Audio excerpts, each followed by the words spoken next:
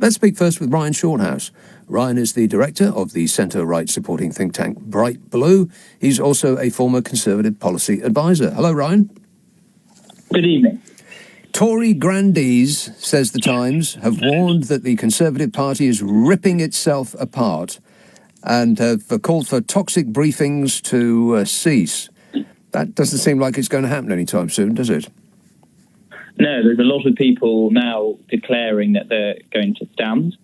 And the 1922 committee, which is the influential backbench committee of Tory MPs, will decide tomorrow on the leadership rules. And there's rumours now that they may increase the threshold of the number of MPs that have to declare their support for a candidate, for that candidate to then enter the leadership race.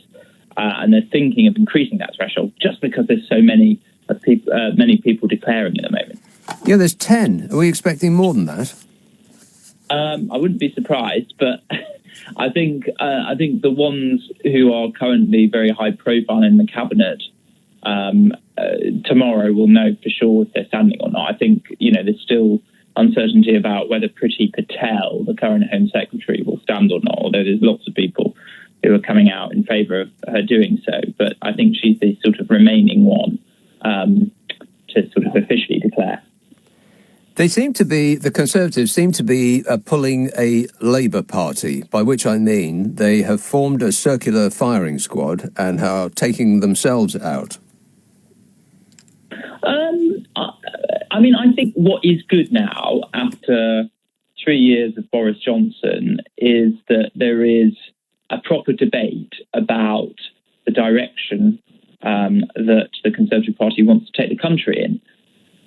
Economically, socially, environmentally. So, a leadership contest is going to have a frank exchange of ideas, and it should be based on policy and ideas, not on personality, I think. And that should be fully tested. And that is going to lead to sort of rigorous debate, but I think that's healthy for putting candidates under scrutiny, exposing their ideas, challenging their ideas, and ultimately looking at who's got the sort of best intellectual framework to guide the country through quite difficult times, whether that's with cost of living increasing, the war in Eastern Europe. Those are the sort of big challenges. Who's the candidate really who's got a kind of impressive experience, track record in delivery and an inspiring vision to take the country forward? Intellectual framework. Do you think that the production of videos that look like a Hovis ad really sort of feed into that notion of them promoting an intellectual framework? Well, in the age of social media, people have to do these sorts of things, but Twitter is just sort of one audience of many.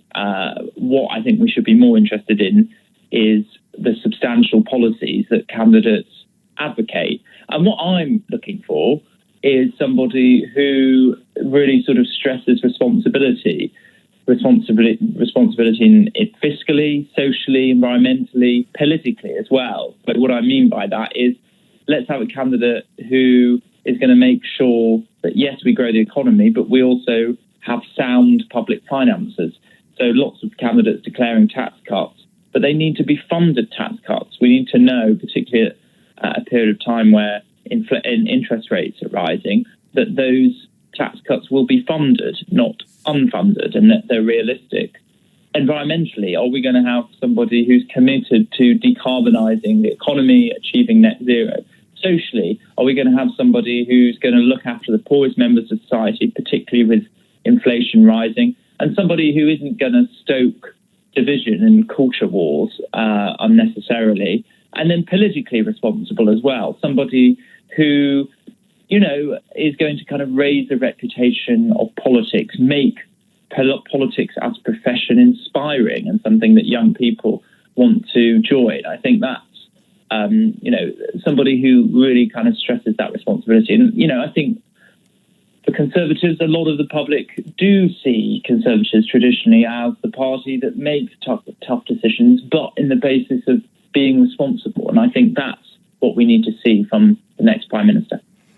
If if people are listening and they don't know who it is that you're describing, they might think that if you say that it has to be a party of fiscal responsibility, that they have to not engage in woke wars, that they be bothered about the environment, that they be politically responsible, they might think that you're describing Keir Starmer rather than any of the candidates to be our next Conservative Party leader. Well, they might think that. We, as an independent think tank, don't endorse any candidate. We're an independent organisation. But, you know, the Conservatives have long been a party of sound finances, or aspired to be a party of sound finances, and a dynamic market-based, and having a dynamic market-based economy. I think that's the right formula for taking the country forward.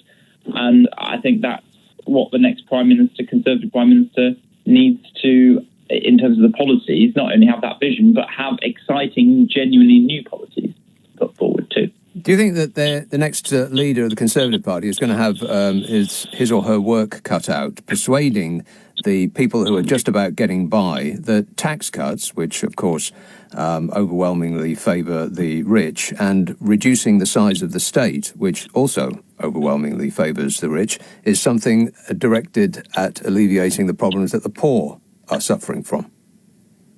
Well, I think you're right that tax cuts can only go so far in helping the very poorest in society. That thresholds for which you start paying tax have increased over a number of years. So if you cut those taxes, then those people lower down the income scale won't be affected, or won't be affected as much. But I think you can cut taxes. I mean, I think there are taxes on work, for example, like national insurance and income tax, which I think you can reduce and it be targeted lower down the income scale.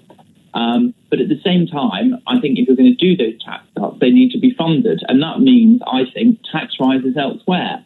And I would look at things like, the new health and social care levy, which has just come in. Maybe that should also be applied to pensions and rental income. People who are working above the state pension age, they maybe should be paying national insurance on their earnings. Capital gains tax, maybe we should be looking to harmonise that more with income tax, as Nigel Lawson, the Conservative Chancellor, long advocated.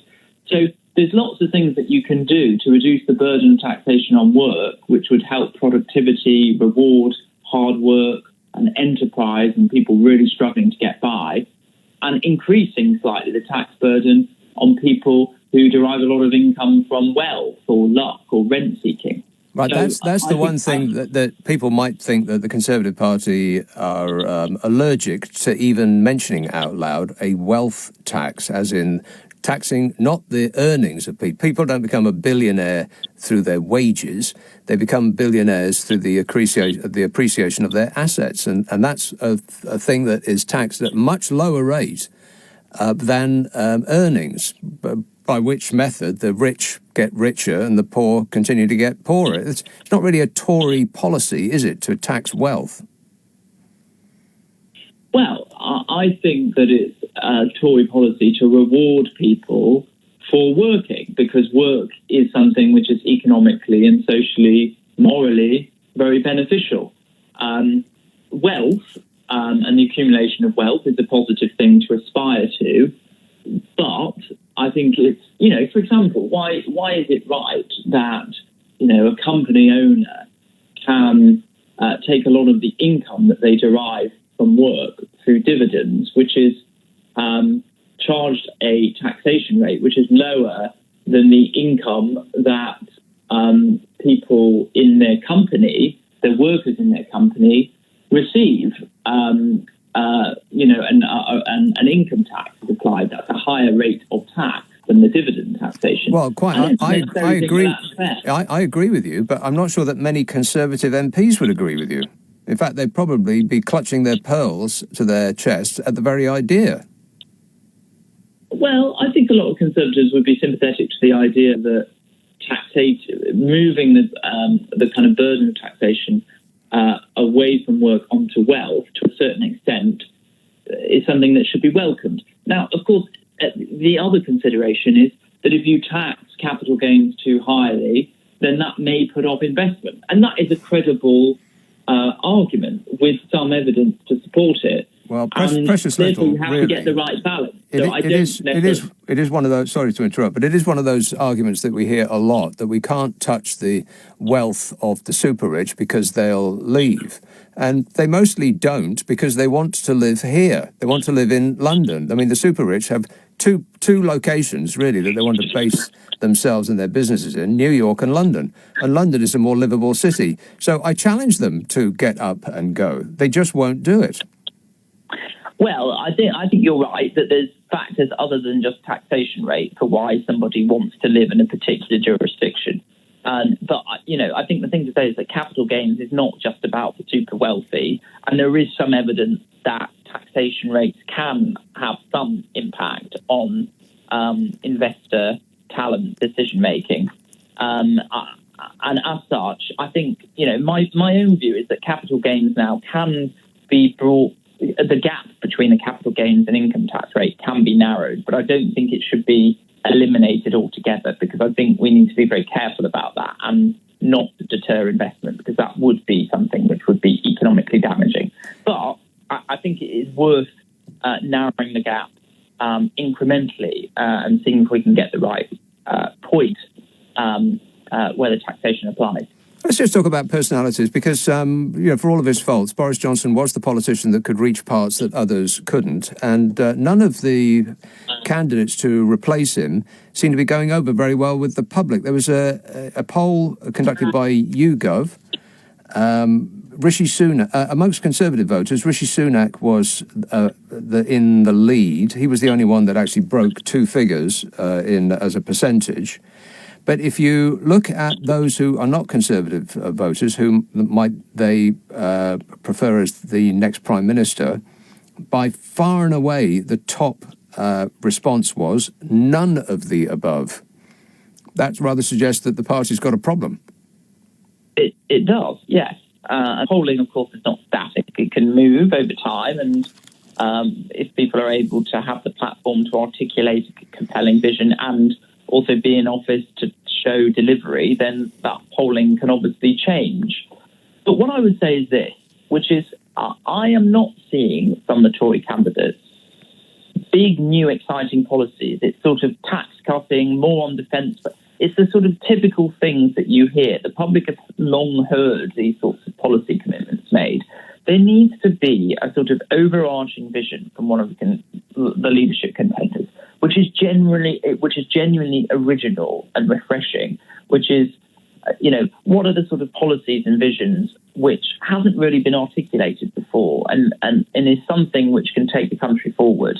And I haven't seen that yet. I've just seen the sort of typical things that you hear a lot, particularly from wannabe Tory leaders, which is about tax cutting or increasing defence spending or wars on woke. I want to see something which, Cameron talked about the big society. Blair had the third way. They were different agendas and visions for the country, and that hasn't been articulated yet. And it's sort of, I think the public will probably think, well, this is a tired Tory government. It's not offering a kind of new vision for the country. And this leader really has to do this if it's going to really change the very low perceptions at the moment that the public have about the Tory government. Do you think it's just actually the quite natural, moribund nature of a party that's been in power for 12 long years? Yes. I think, when I look at what Boris, they had the slogan, Boris had the slogan of levelling up. But actually, there wasn't any distinctive new institutions or ideas or initiatives coming from that. It was all the sort of same stuff. And if you think about the 2010 period and the Conservative government coming in, there was a lot of sort of new ideas, universal credit for changing the welfare system, free school to energise education. There were sort of big new policy ideas which had been worked on whilst the party was in opposition, lots of policy reviews, lots of think tanks contributing to it, lots of wider organisations contributing to that debate. And it just feels that, there hasn't been any of that sort of new policy agenda coming from this government for a long time. And, I think there should be a leader that re-energises that sort of approach. And that hasn't yet come through yet. Just finally, do you think that the Conservative Party is actually looking at a demographic time bomb? Because the only age demographic that voted for the Tories more than the Labour Party are the 60-pluses. Now, they can be guaranteed to go out and vote. They absolutely will go through a snowstorm to get to the polling station, but they do tend to die after a short period. So the Tory party, just by dint of the ageing electorate, might actually be looking at a long time out of power. Well, that's an interesting point, because obviously the Tories just won, what Boris called a stonking majority in 2019. And, those demographic challenges have only kind of worsened over time.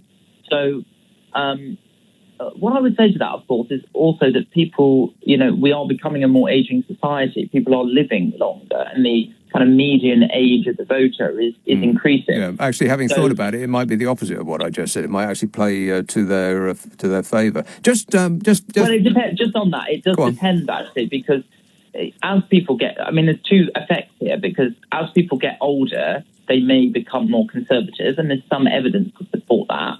But then equally, it may be that people who are in their 20s and 30s now, once they're in their 50s and 60s, may have, very strongly liberal views, which have held with them for a long time, or, very sceptical conservative views, which hold over time.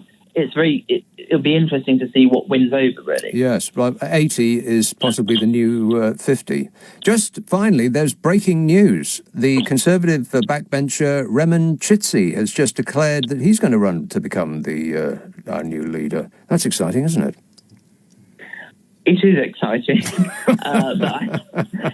It is exciting for him, but I'd be likely to say to him, I think he's a very nice person and very able, but I just don't think he really has the sort of support or profile, public recognition. To be a serious contender for the leadership. Good to talk to you, Ryan. Thanks very much for your time. Ryan Shorthouse, the director of the centre-right supporting think tank Bright Blue, also a former Conservative policy advisor.